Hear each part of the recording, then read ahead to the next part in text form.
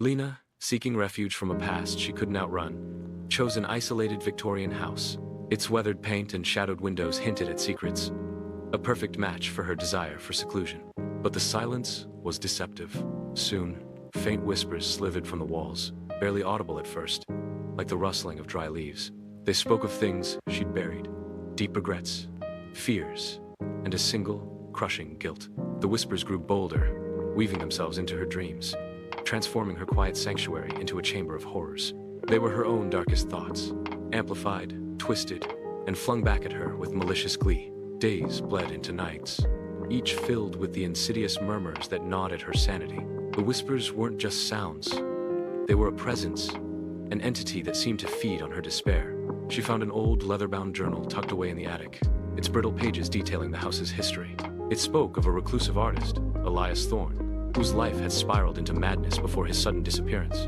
His most haunting work, a painting titled The Whispering Walls, depicted the house in all its eerie glory, its lines warped and distorted, reflecting the twisted reality it created. The journal revealed the house's terrible secret. It trapped its inhabitants, forcing them to relive their deepest traumas until their minds shattered. Elias, the journal suggested, had been consumed by his own guilt, his madness painting itself onto the walls, making the house a living reflection of his torment. Lena realized the whispers weren't just echoing her fears. They were actively shaping them, twisting them into nightmarish visions and unbearable anxieties. One night, the whispers reached a crescendo. They were no longer taunts. They were a chorus of her guilt, a relentless reminder of the accident that had changed her life forever. The memory, long suppressed, hit her with brutal force. The night she'd been driving, distracted, and caused an accident, leaving a young boy critically injured.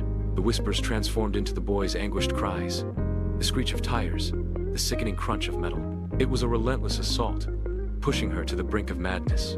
But then, something shifted. Instead of succumbing to the overwhelming terror, a surge of defiance ignited within her. She realized the house's power stemmed from her own unresolved guilt.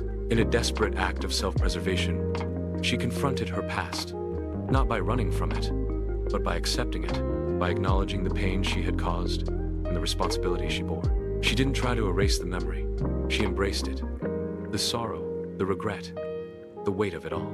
As she did, the whispers faltered, their power waning as her own resolve strengthened. With a renewed clarity, she left the house, the dawn breaking behind her, painting the sky in hopeful hues.